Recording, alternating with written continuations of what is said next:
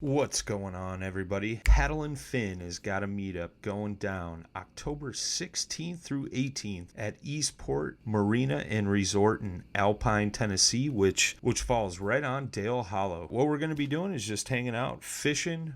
Depending on the number of people that show up and the interest, we may do a small tournament. We will have some stuff to give away. Saturday evening, we're going to do a hangout and a little barbecue action. We'll have food for everybody. If you're looking for lodging, you could stay right at the resort. It's $50 per person per night. And what you get is your own personal bedroom on a houseboat, luxury houseboat, courtesy Eastport Marina. That's a special price they gave us to lend to our listeners. If you want more info on the resort, you can go to eastport.info and their website will pop up there. You'll see all the houseboats and things like that. A majority of our hosts are going to be there, and we would love to spend some time on the water with you. This segment is brought to you by JigMasters Jigs. When in doubt, get the jig out. Go to JigMasters.com and use promo code PNF20 and save 20% off your next jig order today. Welcome to the Paddle and Fin Podcast Network. This is the final cast segment with your hosts Brad Hicks and Josh Eldridge, where we cast our final opinions on all products, good and bad.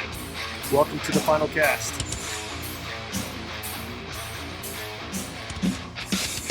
Welcome back, everybody, to the final cast.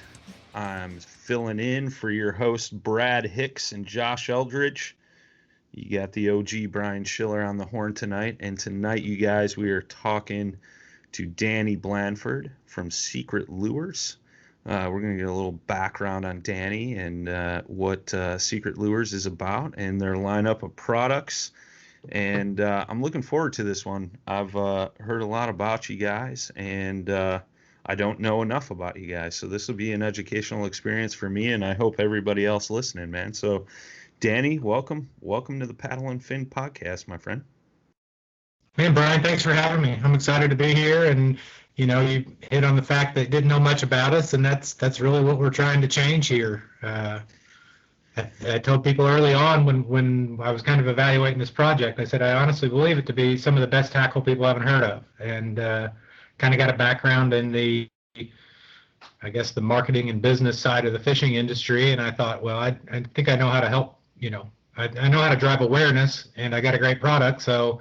My wife Holly and I jumped on this project about 2 years ago. I guess we're 18 months, 2 years, somewhere around there. Right on. And you know, it's been off to a good start. What a wild year we've all had, right? Yeah.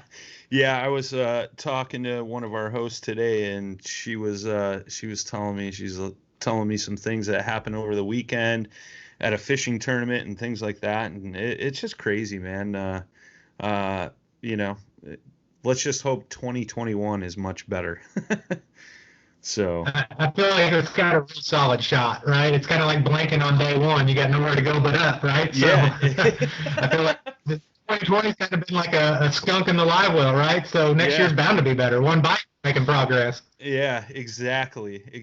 And that's the way I'm looking at it, my man. But yeah, I mean, I think it's good. You know, like I said, I don't know much about Secret Lures. I've heard many good things about you guys, and I think it's better, you know, when I do these interviews, you know, if I don't know that much, because I ask the questions that I would normally ask, whereas if I'm overeducated on a certain, you know, bait or technique or something along those lines, I kind of skip over some of that stuff. So this should be a good one, man. I definitely appreciate you taking the time tonight.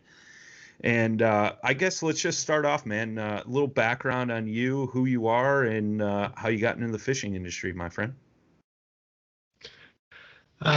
You know, I joke all the time. I say it's because my dad didn't ever want to get a babysitter, so I grew up in a bass boat. You know, that's how it all started. That's awesome.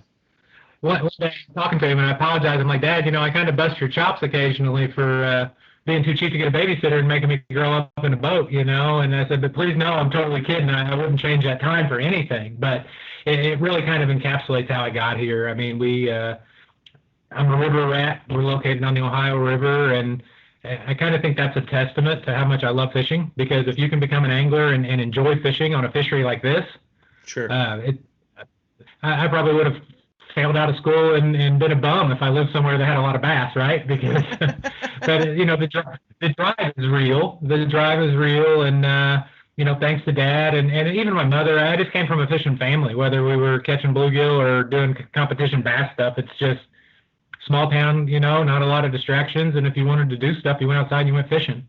That's awesome. And yeah, you know, so I was fishing in high school way before it was cool. I joke with some folks. My high school class ring had a bass jumping on one side and a guy with a bow and arrow on the other. Nice. And I graduated, you know, well into the 90s. There wasn't high school fishing. There wasn't archery in the school programs, things like that. I was a country kid, and that's what I did. So went off school at Indiana University, got involved in the IU Bass Club real early. Like, you know, I think first semester, they were having a call-out meeting, and I went to check out what it was about. The Indiana Bass Federation in our state was just years ahead of everybody else. You know, we had college bass fishing in 85 and 87 in Indiana. Not organized like what you see today or whatever, but we were doing it, and our federation guys were really driving that. Guy by the name of Eldon Crabtree and Dan Pardue, some different, you know, these are older gentlemen that still fish, and really I don't know if I thank them or blame them, but that's where it got in my system. And, you know, I've got a formal education in other stuff, and I worked in my field for about 6 or 8 months. But in college, I had told several different people, hey, if anything ever comes up in the fishing business, you know, let me know, because I'd love to do it. And right out of, you know, 6 months, 8 months into a career that I had planned for, I got an opportunity to do some work with Skeeter boats, G3 boats, and Yamaha motors. Nice. And when they called it, hey, we got a really tough territory, and I don't think it'll be a great job in the beginning, but there's opportunity. Sure. And man, I jumped in that and did that for 6, 7, 8 years, something like that. And at that point, doing the boat thing, you make so many industry contacts because you're at the trade shows, you're doing the classics, and you're doing all that. And anywhere I went, anytime I got an opportunity, I'm like, hey, if something ever comes up, let me know. Sure. So I really have, I guess at this point, about 25 years in the industry, but I've always been on the operational side of things, sales or operations. Had some times with college bass fishing. I had a good stint with the Association of Collegiate Anglers that kind of let me bring things full circle and close that loop on college. Gave me an opportunity, and I spent several years over there working with Careco TV and the Association of Collegiate Anglers on their collegiate programs, and that was very fulfilling and really good. I mean, I just absolutely enjoyed it, and I thought I had gotten to a point I wanted out of the fishing space, so I went off and did something for about 5 years, ran another business. It was in the restaurant industry. Mm-hmm. Really successful with it, but it wasn't fishing. After 5 years out, I realized, you know, I'm duck out of the water now, you know, a fish out of water, so to speak, and my wife and I, we sold that business. It was a successful business. It just wasn't our deal. Sure. And we sold it, and we took a little break, and really thought about what we wanted to do. And I knew I wanted to be back in this space. And her skill set from previous employment was, you know, inventory management, warehouse duties, shipping, ordering, that kind of stuff. She's an ace at. And it's like, well, with what I know about sales and industry and what you know about shipping, receiving, and the logistics, we'd make a pretty good team. We ought to find something in fishing again. Sure. And with that combination of experience, at that point, you've got to have a widget, and you've got to, you know, you sell said widget, right? So Secret Lures, a friend of mine had that, and wildly successful for the effort that he put in. He had it for almost a decade, but it was as kind of a side hustle and a pet project. He made a great tackle, but he had full-time job and commitments that required him. He didn't get to do the sales side, okay. You know, and over the course, over the course of a decade, Nathan Gray built up just a huge stable of great products, and the sales and fulfillment side never really got put into gear because of time constraints. And he was in a situation where he needed to sell it. He knew that I had sold the business and was looking to do something, and we kind of started there, and it took us quite some time to actually do the deal, right? Because I wanted to put together a team and make sure that some of my industry folks and some of my marketing people and things like that were on board to help me with another project. Yeah. And all kind of came together. We bought Secret Lures, and I joke with people all the time, you know, I've never done this. I've been in the space, but I've not done this part of it. Sure. So I spent the first year pre-fishing. We moved around to different items and then things in the space. We tried things. We found out where we could get bites. We found out where, best section of the lake to be in, right? And so we spent the first year really pre-fishing. And this past year, we've kind of honed in on a couple of things we thought we did well with a couple products that, they work well for anglers. And so we put some emphasis on direct-to-consumer. We put some emphasis on our marketing efforts. I partnered with my friends at Careco TV on television. We got involved in the Association of Collegiate Anglers. Kind of went back to all those little passion plays I was telling you about along the way that got me here. And we've started relationships with those folks, and we've just been working real hard. And then, the COVID thing hit. Yeah. I'm not sure if we were smart or lucky, but what a great time to be direct to consumer, right? Like it worked out fine. Oh, yeah. Yeah.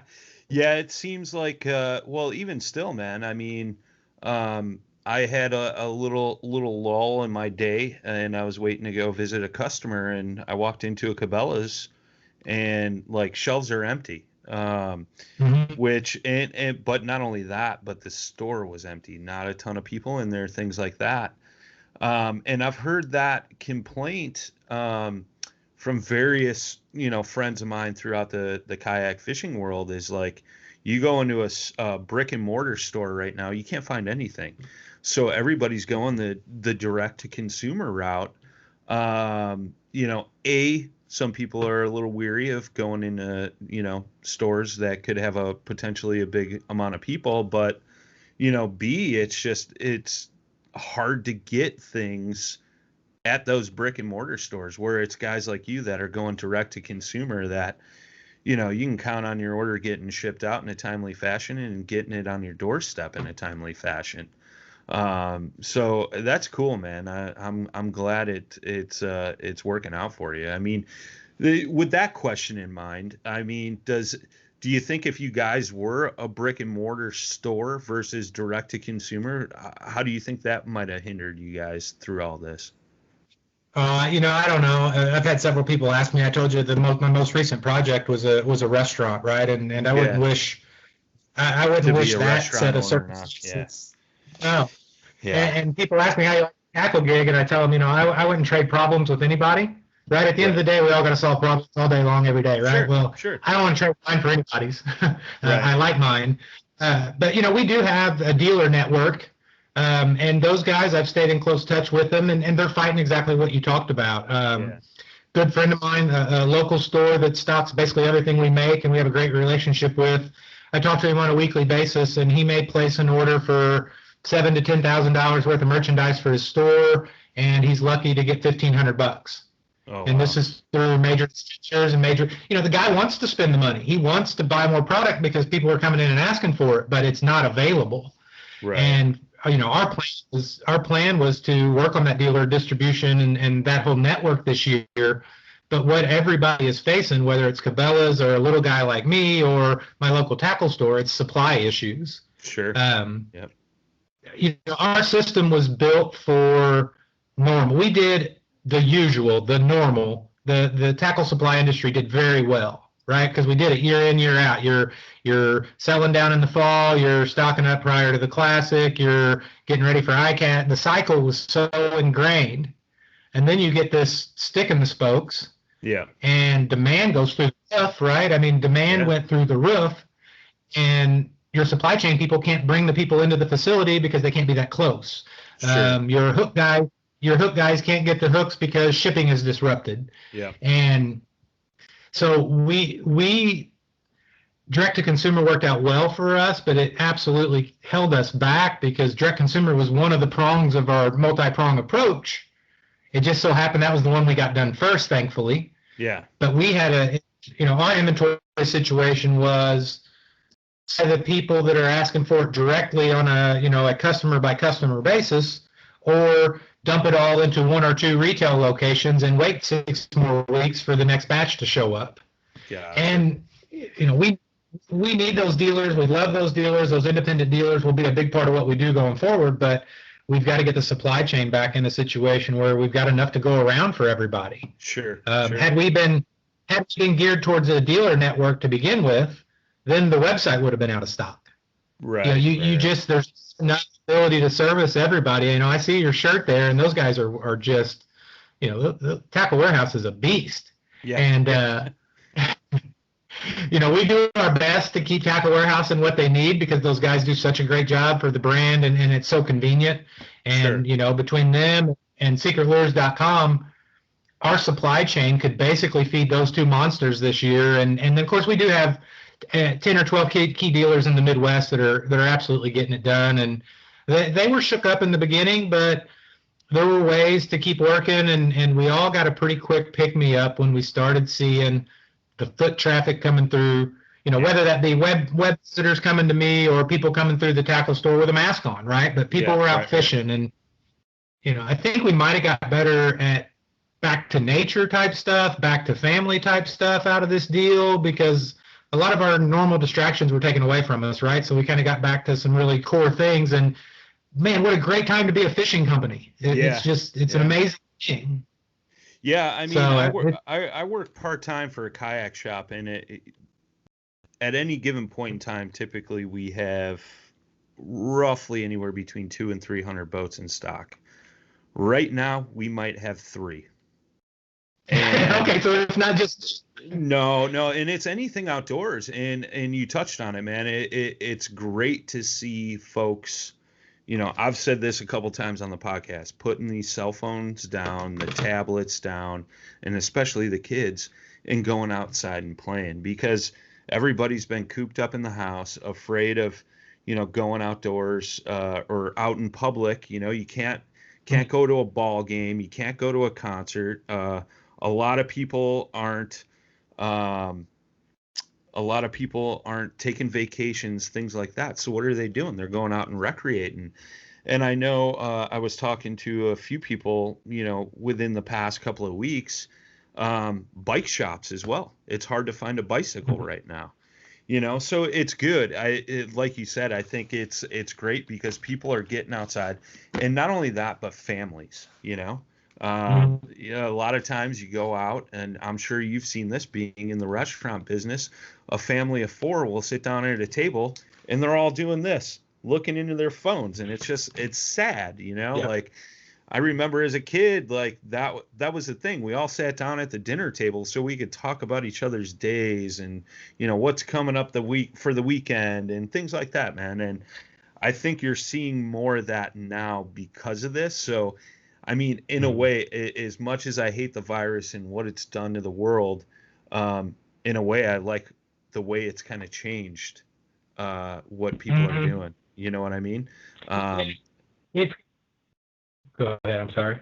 No. I mean, it's just great to see people getting back out there and doing things outdoors. And especially, you know, that's the thing, too, is, you know, it's always been a question, like, you know, a lot of these kids are still stuck in the video games and the cell phones and social media and all that stuff, whereas you're seeing a lot more kids getting out there fishing now, and it just means our sport is going to survive and keep striving forward. And especially in your state of Indiana, like, I know you're not super familiar with the kayak world, but in the state of Indiana, and I know you know my friend Matt Gibson, he runs a kayak club there.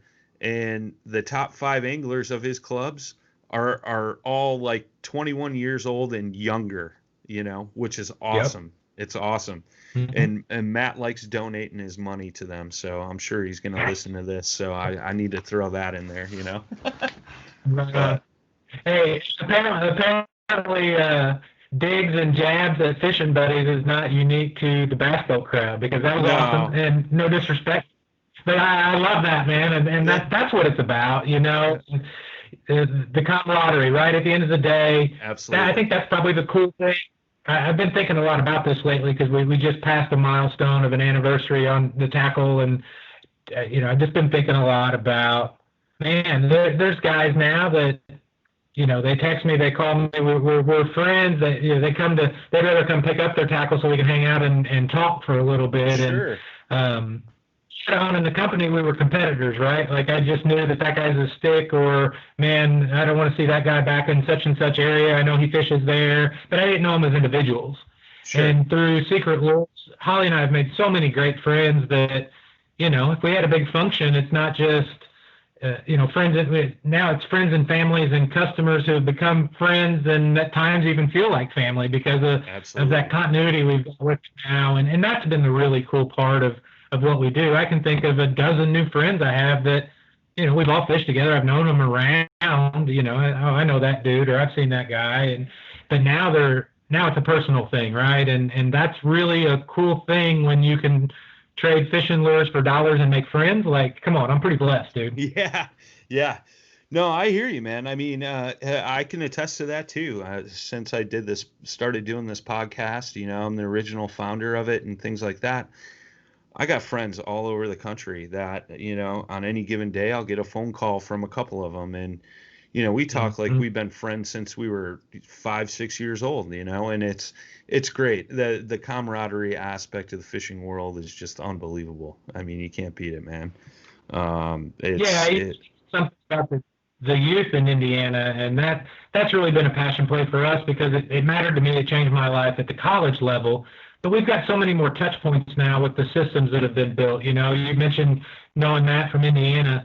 Indiana is a weird little animal from a fishing standpoint. Like, we have very few good fishing opportunities, and yet we have a huge group of people who fish. I mean, I'll go way back, but TBF, BASS, nation split stuff, Indiana had one of the largest bass federations in the country. Like, think about that for a minute. I get up your way, we touch the Great Lakes, right? Like, that's amazing fisheries. But at the time, that's kind of a new thing too, right? Like, the Great Lakes get better every year. At the time our federation was the largest, we had equipment limitations. The Great Lakes weren't as great from a fishing perspective. And then we had places that, we called the Dead Sea, and we were to the south, we had the Ohio River, right? Like, we did not have good fishing yet. At its peak, our federation had thousands. I'm thinking between 3,000 and 4,000 members. Like, how does a bunch of guys in Indiana come together in that kind of size with the limited opportunities we have, yet a state like Texas where everybody and their brother has access to quality fishing?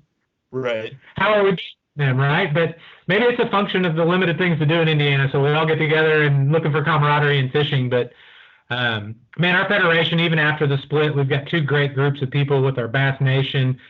We sponsor a youth high school fishing program with those guys, and just prior to our call, I was getting some gift certificates ready for the big bass winners who are going to be on Lake Monroe this coming weekend. Nice. A guy by the name of Brian McCutcheon and his wife, they have worked their tails off this year to invigorate that program and do great things for these kids. And man, that says something about them as people, but it says something about our anglers in the state as a whole too, right? Like, it's just an awesome thing to do for kids. It's an awesome thing to do for the sport. And so we're involved at the high school level. We're involved at the college level through the Association of Collegiate Anglers and the Bass Pro Shops Tournament Series. We've even done some really cool fundraiser programs. We haven't really got to the meat and potatoes of what we do, but we're, amongst other things, we're known for the Stupid Tube. We own Stupid Tube, and not just the name, not just the product, but we also own the production facilities, the recipes, and the whole deal. That's what we do. It's one part of what we do. Nice. And knowing the college fishing and the high school fishing side of things, the biggest challenge is fundraising. Yeah. So you look at successful programs, right? It's the Boy Scouts with popcorn. It's the Girl Scouts with cookies. It's an organization with a product and a network of supporters. Sure. So we did some killer projects this year where we did school themed colors. We did a red and white tube for Indiana University called Candy Stripe. We donated that product to the club. These guys are out selling it. Not just novelty from a color standpoint, but we made stuff that would work using their colors. Sure. And so these guys are out selling $5 a bag, and they're getting to put that money and stuff their coffers. And we did a boiler tube for Purdue. We got a black and gold. We've done Hancock County, Kentucky High School, a few other high school programs. And it goes back to what I said. I mean, we're trading fishing lures for dollars. And in this case, we don't want those dollars. We just want the fishing lures to make fishing better and do something for the kids. So that was a cool program that I really enjoyed. And that goes back to what I was saying about just feeling real fortunate to have these opportunities with, my mom tells everything I do fishing worms, and I get a huge kick out of that because we don't have a worm, right? A worm from a tube, and she'll call and she's like, are you guys Worms again today? Yeah. Yeah, Mom. 14, 16 hours a day. We're playing with worms. And it's going good, you know. That's awesome. So Yeah, I was going to ask you about that because I was surfing around the website before we jumped on the call here, and I saw the fundraiser stuff, and I was curious about the backstory on that, and that's really cool, man. I love seeing that. You know, like I told my son, you know, he just graduated this past year from high school, but they had a bass club, and I'm like, dude, just do it. Like, do you know what I would have gave to have that in high school, you know? And and we joke about it, but it's great, man. I love seeing, you know, not only the college level, but the high school level now. It's becoming more popular, and seeing great companies support those programs, you know. It's phenomenal. And not only that, but the parents, the coaches and stuff that are helping, you know, supply the boats, maybe tackle rods, things like that, man. It's great to see companies like that. And I mean, that's the thing too. I mean, you guys aren't a super huge company, right? You're not Z-Man, you're not, you know, Powerbait or Berkeley or whomever, and you guys are still, you know, stepping up to the plate and helping out those organizations, which is huge, man. And I mean, I don't know anybody that's a college fisherman or a high school fisherman, but I'm just going to say thank you for that, because that's huge, man. I mean, that's the future of our sport, and without guys like you stepping up to the plate like that, you know, some of those teams may not survive. So thank you, man. Well, that's awesome, and I appreciate that. You know, people ask where it comes from, and I feel like it's part of giving back, because I was fortunate. You know, I told you, Dad, Mom, Uncle. I had an uncle when my dad was working. He would come pick me up on Thursday nights. Shout out to Uncle Kent if he happens to see a link or something we share, right? But Uncle Kent would work, and then he would come and drive out to my house, pick me up, take me to fish a Thursday night tournament for 3 hours. And then, you know, very seldom did we win anything. I mean, he was fishing with a kid that couldn't get it done, right? So, but afterwards, maybe we'd eat some pizza or do something, and then he'd drop me off. Like, man, I know how lucky I am to have not one or two touch points in my life. I was surrounded by it, and there's so many folks that don't have that. You know, they just don't. And it, you know, both parents working, maybe dad doesn't understand fishing, maybe it's not convenient, you know, whatever. There's a million reasons not to fish.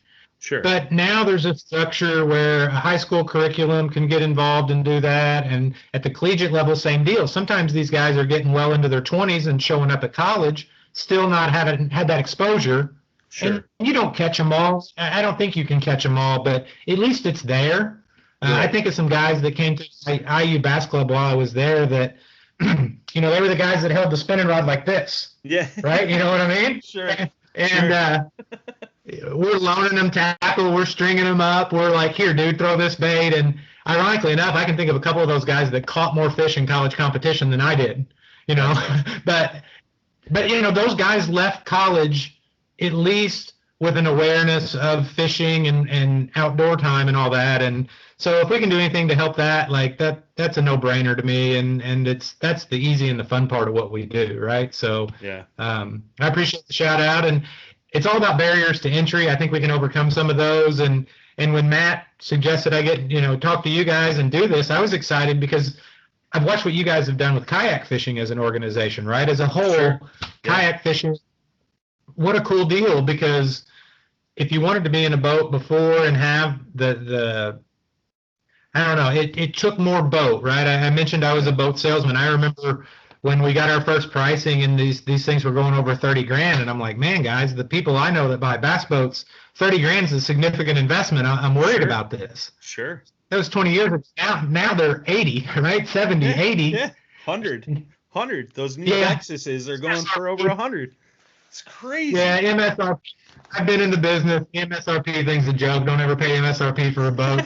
But, you know, that's still a barrier to entry, right? Like, even a dude with a good job, and especially if it, like the guys that I help, they're getting out of college. They got college debt. They've got stuff they got to take care of, right? They got to play house and take care of everything. Sure. Whereas with kayaks, I know I'll drop some serious coin. I'm not making it sound cheap, but you all have provided, back to the camaraderie we talked about, you provided an affordable means to fish. You've provided an affordable way to compete, right? Yeah, and absolutely. Going and sitting on the bank fishing and competing are much different. the guy that wants to compete and the guy that wants to fish, they're not necessarily one and the same. So Right. I love the kayak side of things, and we want to be more involved in that space. So when I got the opportunity to talk to you, I'm like, heck yeah, I want to talk to somebody that paddles and fishes from a kayak. That's cool. Yeah, for sure, man. No, we're happy to have you, and I get it. You know, the kayak fishing has become more popular. You know, obviously, like you touched on, like bass boats aren't cheap. The price keeps going up, and the development of the fishing kayak. You know, you look back 10 years to what it is now, and it's just absolutely unbelievable. And any average Joe can afford to get into kayak fishing. But then it's all a downhill slope, because once you're in it, you're not getting out of it. You know, it's just like the basketball world. You know, I understand. But yes. So it's great to see it, man. It's great to see more companies catching on and actually realizing, like, hey, these guys got something going on over here, which is great, man. And we appreciate you, you know, doing this and, you know, wanting to get more involved in the kayak world, man. It's the more companies that we get involved in it, the better off we're all going to be. And next thing you know, our national championship's going to be just as prestigious as the Bassmaster Classic, you know, so it'll be cool. It'll be cool. I hope so. I hope there's kids out there watching what you guys are doing and watching your events with the same kind of googly eye look I had when I watched my, you know, my TNN Bassmasters. Yeah. Bob Cobb. That's my generation. Yeah, right on. Hopefully there's kids out there watching your podcast and getting fired up about fishing the same way I did as a, you know, a 10 and 12-year-old guy. Like that. It'd be awesome. For sure. Sure. Well, let's dive into the secret lures, man. I know you mentioned the stupid tube. So my big question is why are we calling it the stupid tube? You know, I got to be honest. I bought that. I may have chose to name it something else, but that horse was out of the barn when I came along. But I can tell you the backstory. A successful Indiana bass angler by the name of Terry McWilliams. It had been around for a while. Guys in Indiana were doing it. It was all about an internal rigging of a jig head in a tube, and it led to an erratic action. The problem was people were using all different kinds of tubes, and there wasn't a jig head made with an extra wide gap and the right angle to really do it right. So there were guys taking like bald head jigs and needle nose pliers and bending the hook to make it basically be Texas rigged. You know, we don't have a lot of fish, but we've got a lot of cover in Indiana. Sure. And so they wanted it weedless. They wanted the benefits of a jig head with the benefits of a Texas rig. So essentially, that's, in a nutshell, that's what it is. But Terry had been using that for a while in Indiana, and he made it to the Bassmasters Classic, Lay Lake, I believe. Terrible, I should know that stat. Sorry, I didn't prep my notes. But I think it was like 2012 or 2013 from what I read. Yeah, right. So Terry went, and he did what Indiana guys do, right? I mean, he just went with what he knew and did what he did. And every day he led the Bassmasters Classic throwing that tube. And he didn't really have a name for it then. It wasn't really a thing at that time, but he was on ESPN at that time, Bassmasters television coverage, and he's just catching them, right? And everybody loves, I don't know if you're familiar with our side of the world of tournament bass fishing and bass and all that, but Everybody wants a Nathan guy to win again, right? Like not since Brian Kerschel has a dude came up through the ranks and beat the guys and went away champion, you know, the big trophy hoist and all that. Right. So this element of a whole national federation rooting for guys like Terry to do well. And he got a lot of television time, and at different times the camera guy was sliding in and shooting over his shoulder and things like that. And they asked him, said, Terry, tell me about your bait. He said, well, back home we just call it the old stupid tube, you know. And so there's a picture of Terry holding the bait and the guy shooting over his shoulder, and Terry says, back home we call it the stupid tube. Well, next thing you know, you get a lower third graphic on ESPN that says stupid tube, and you see a guy catching them, and you know, it was off to the races at that point. So Terry's website got crashed, and everybody wanted to know more about it and how to get it. And at that time, there wasn't one. I mean, it was literally a Frankenstein deal that was cobbled together. And there were a few people that made runs that, hey, we can use this tube and we can figure out how to use this jig head, and we'll call it the stupid tube to try to kind of capitalize on Terry's deal, but there was no consistency in what was going on, right? They were subbing things in, and it wasn't its own thing. It was just a combination of things other people made. And along the way, Terry went to the previous owner of Secret Lures and said, man, this thing blew up, and it catches a lot of fish, and I need some help getting it produced the right way, right? I want the right hook. This is what the hook needs to be. We need the right tube. This is what the tube needs to be. We need something thin. But anyway, so Terry gave the feedback to Secret Lures, and the previous owner, Nathan Gray, was a great tackle tinkerer. He had suppliers that would work with him, and he had that right kind of knowledge to, see it through. And with Terry's input, they put together a stupid tube, and it was the first one. Everybody feels like if you stick a jig head up the butt of your tube and do the deal, it's a stupid tube. But really, there's one. Terry and I joke sometimes because of all the different configurations of other products we see trying to do what we do, and we kind of have this little saying, and I said, just because you can stick a hook up something's butt doesn't mean you should. Yeah. Right? I love it's it. Kind of our deal. And so we really ran with it, and it was wildly successful here locally, and that story was never told. It was never documented on video.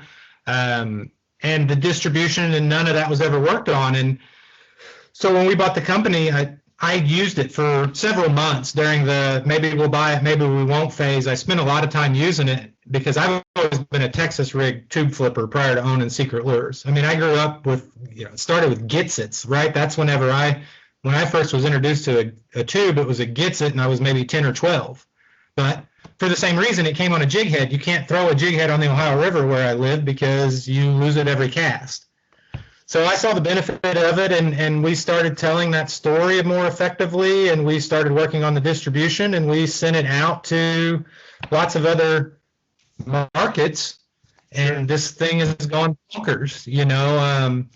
Since Terry's nephew, Matt McCoy, qualified for the Bassmaster Classic on a Green Pumpkin Secret Lure Stupid Tube.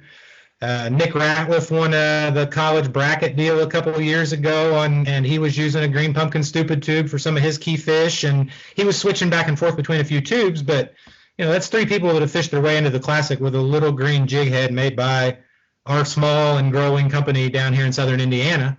Yeah. And what's been cool now that we've done the direct to consumer is we're starting these pockets, and it's spreading. We've got some kayak anglers in West Virginia, for example, that, I want to try this. I think this might be good for kayak fishing where we fish because we've got rivers and we got current, we got smallmouth, and you send a $10 or $20 order goes into a place, and 10 days later that guy's sending back a $100 order. He needs more colors, he needs more sizes, and that tells me right away it worked, right? So, and then his buddy who's, in the same county, in the same area, and you see this kind of, I don't know, this just natural organic spread, and now it's West Virginia river kayak fishermen are throwing the stupid tube. We've got guys doing well on the Potomac, doing great in tournaments on the Potomac. We've got a pocket in Manning, Louisiana, that's Toledo Bend. We've got people in Colorado, Idaho, and California, these pockets are developing. So look, dude, if it'll work in Idaho and it'll work on Toledo Bend and it'll work on the Potomac, we're good. Obviously, something's figured out. I like it. So and that's not all we do. We make great flipping jigs. We do football jigs. We've got an amazing swim jig that is a dialed-in product that, if you kind of look through our catalog, you'll see that everything we do it seems different, right? Why do they make this swim jig in this way and not that way? And it's because even the hooks and the weights of the jig heads we're matching up because, a northern style swim jig, for example, we all know the wire tied deal, the cone head that everybody in the north likes for swim jig. Mm-hmm. Well, the guys in Alabama, that's not what they think of as a swim jig, right? They want something a little different. Well, so we have a north version of our swim jig. It's a 1/4 ounce head. It's a light wire hook. It's what guys in your part of the country are used to. Sure. And it's a good one. And then also got a South version that is very similar to, it's what the guys want in the South. It's 3/8 of an ounce. It's a stout hook because they're probably using 17 to 20 pound fluorocarbon or maybe even braid. And so as you look through our stuff, you'll see that we make real specific tools for real specific jobs. That's cool. I think that's what's cool about what we do.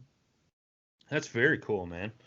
And you guys got an array of terminal tackle as well, too, correct?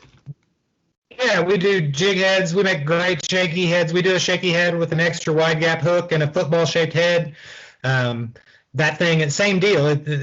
You get these like cult-like pockets. When the guys get it and they figure out how to use it on their water, it's all they use. That wide gap shaky head, guys are rigging creature baits and different bulkier things that you don't normally think of as for a shaky head, but we've got this great shaky head application for it. Likewise, we make that same style head, but we do a straight shank hook for the guy that wants a robo worm on it, or the guy that wants a zoom finesse worm or something specific. There's a jig head for that. And in our shaky head game, we run that all the way up to an 8/0 head and a 3/4 ounce weight for 10 and 11 inch worms.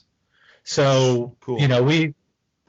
So there's that stuff we do. The tube game has exploded for us because we found that the presentation of the stupid tube jig head is applicable at all sizes of tubes and applicable at all depths, right? It's not just a shallow bank beating little finesse thing. I mean, we do our flipping tube, for example, is quite a bit fatter and bigger than your traditional 4-inch flipping tube.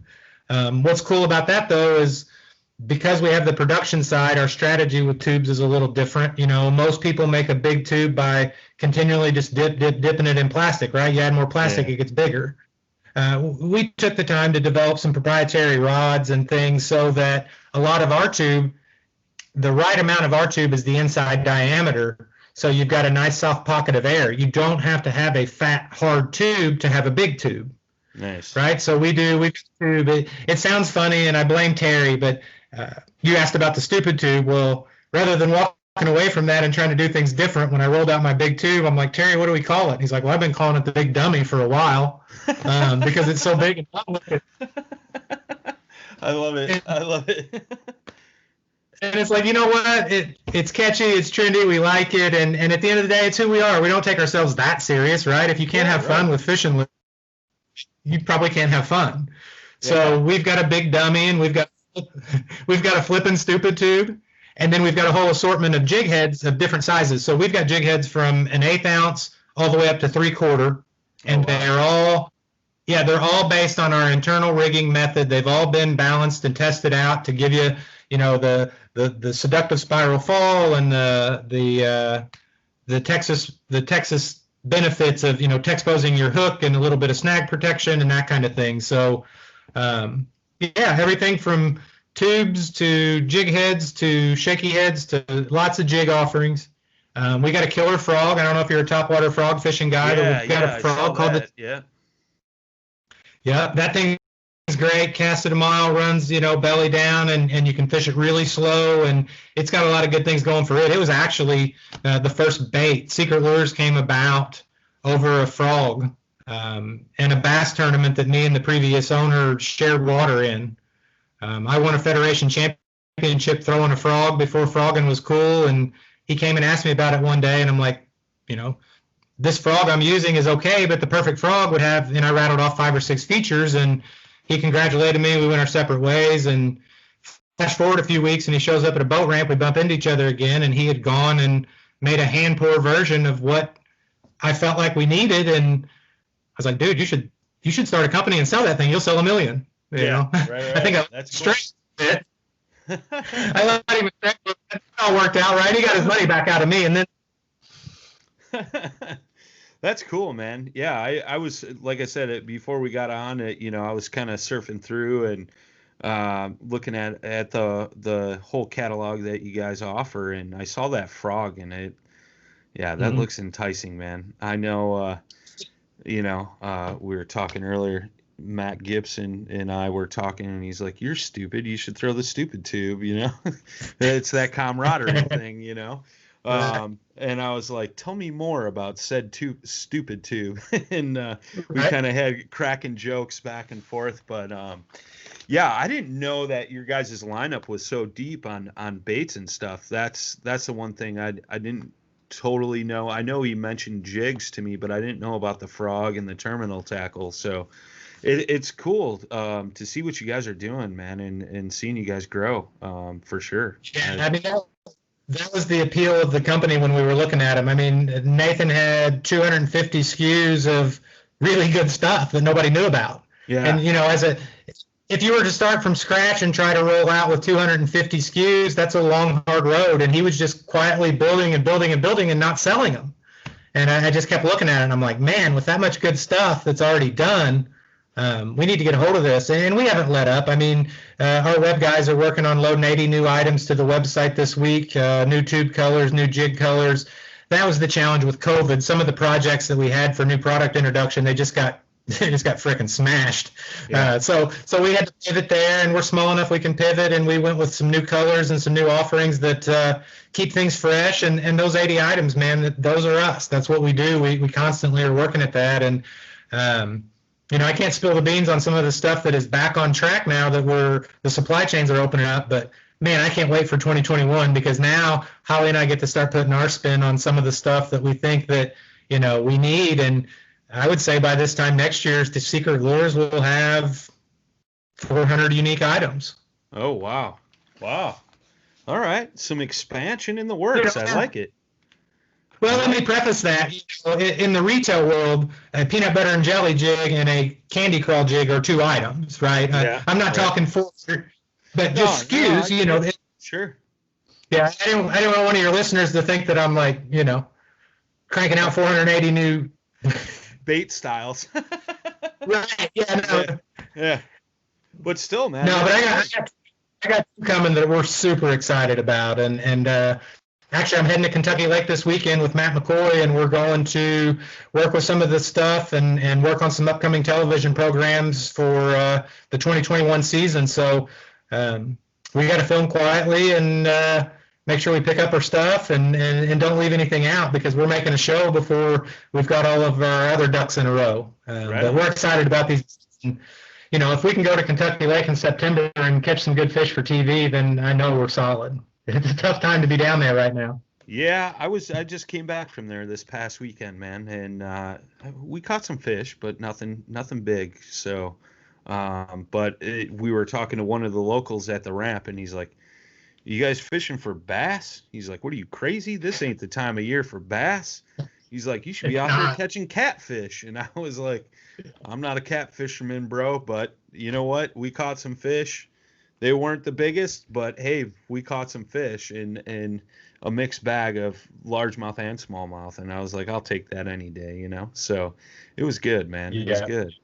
That's very cool, man. Well, Matt qualified for the BF All-American on Kentucky Lake last September. And I was talking to him about the trip coming up, and he's like, "Dude, you realize it took me like in a 2-day tournament fishing my best stuff to the best of my ability." He's like, "I had like 8 fish, you know, and I don't know if it might have even been 3 days." He's like, "So I hope you're not planning on going and whacking 20 pounds by lunchtime and getting the show canned." And I'm like, "No, dude, no, that's not the expectation." And we booked a few days, and I got all the confidence in the world in him and our tackle that we'll get what we need. You know, I don't want to ruin it for your viewers, but it doesn't take very many fish catches to make a good show. Yeah. You know, for sure. That's like I tell everybody. I had a guy call me when we were down there, and he was fishing a tournament down in Texas, and he's like, "Man, I'm making a fool of myself. Like, I can't even catch a limit." I said, "Dude, all it takes is 5 minutes and 5 good bites. Doesn't matter, you know, like that's just it." And it's the same thing, you know, when we're making videos of us on the water and stuff like that, you know. You don't see the hours of, you know, grinding it out looking for those fish. It's, you know, the good catches that make it to this spot. So I know exactly where where it comes from. Yeah. Yep. Give me this is real. Yeah. So it's cool. I mean, like I said, you know, you were talking about the randomness of some of that fishing stuff. I tell my wife, because now she grew up pan fishing and crappie fishing with her father and people in her family and stuff. And now we tournament bass fish together. And some days, you know, we win and some days we don't. And one thing I always try to drive home the point is that it's literally a game of inches and seconds. Yeah. And you don't know, you know, 2 inches to the right, 5 seconds sooner, and you might have caught the fish of a lifetime, or you just don't know, and you can't visually see what's happening around you. But I think that's the fun of the sport. That's the fun of the sport, and a lot of what we'll do this weekend is stupid tube related. And man, if there's a bait that a guy needs to have tied on when it's brutal, it's a stupid tube. If catch them in Indiana, it'll catch them anywhere, right? So we're going to go and make it do what it's supposed to do, and we're going to make some good TV out of it for a couple upcoming programs with our friends over at Caraco TV. So we're excited about that. Very cool, man. That's awesome. That's awesome. Well, we're winding down here, man. I'll give you the floor. Tell people where they can go to find the bait, social media, all that stuff, man. Plug it all. I feel like you've been so gracious. I feel like I've plugged everything I could think to plug, but I did not give you the website, and that's secretlures.com. On social, we're Secret Lures, and on Facebook, we're Secret Lures Company. But our folks are working on some of the Google stuff. So I think if you slam Secret Lures in Google, you'll find us within the right there at the top of the page somewhere. And I just encourage people to check it out. Give us a follow, and for your kayak audience, the tube is a great place to start. And if a person's wanting to introduce it and check it out, we took the time to package up our 3 top-selling colors of tube and our 2 top-selling jig heads. It's in a kit. It's $18.99, $6 shipping, $25. You got everything you need to have what you need to, go down the rabbit hole of the stupid tube. I think you said it earlier. You go down the hole, right? So I warn everybody though that you buy a kit, and you're probably going to be hooked, because so far most people that buy a kit end up buying a lot more. So buyer beware. That's cool, man. Yeah, I saw that when I was surfing around on the website, and I'm like, I need to order one of these just to get me started, and I'm going to call him out right now. Matt Gibson told me like months ago he was going to send me stupid tubes, and he never did. So I'm calling you out, Matt. I know you're listening. Hey, no, it's cool, man. I like the exposure that Matt's helped give us opportunities like this, so I'm going to cover Matt's butt. You email me back at your address, and I'm going to get Matt off the hook, man. You beat on him today, and I feel bad for the guy. He's a good dude. No, you never let him off the hook. You never let that guy off the hook. You give him an inch, he'll take a mile. Just saying. Yeah, well, no, I'm kidding. There's no such thing as a free lunch. There's no such thing as a free lunch. I'll get mine too. Yeah, there you go. There you go. That's awesome, man. Well, thank you so much, man, for taking the time out tonight and chatting with us and, spreading the good word about Secret Lures. We much appreciate it. Guys, gals listening, go give them a follow on Facebook, Instagram, all that good stuff. And check out the lures. Like I said, the tube is their specialty, but they still have some good-looking jigs, like Danny talked about, some terminal tackle, things like that. So and the frog. I know we're winding down on frog season. If you're in the South listening, you probably got plenty of frogging time left. But, go give them a follow and check them out. And, Danny, thank you again for taking the time out. We much appreciate it. And till next time, guys and girls, tight lines and smooth paddling. Thanks for tuning in to another killer episode on Paddle and Fin. Don't forget to go check out our website at paddle_and_fin.com. Don't forget to check out the YouTube channel at Paddle and Fin. If you got a question, comment, want to hear from a future guest on a future episode, feel free to email us at paddle_and_fin@gmail.com. Don't forget to follow us on social media at Paddle and Fin on Facebook and Instagram. Shout out to our show supporters, Angler. The Angler button and app just makes for a better time on the water and creates a virtual logbook for every fishing outing out on the water. Shout out to Rocktown Adventures, located in Northern Illinois, for all your kayaking, camping, and hiking needs. TRC Covers, protect your investment. Ketch Products, shout out to Ketch Products. Go to ketchproducts.com and put the Paddle and Fin logo directly on your catch board. Shout out to JigMasters Jigs. When in doubt, get the jig out. Go to JigMasters.com, use promo code PNF20 and save 20% on all your jig and tackle needs.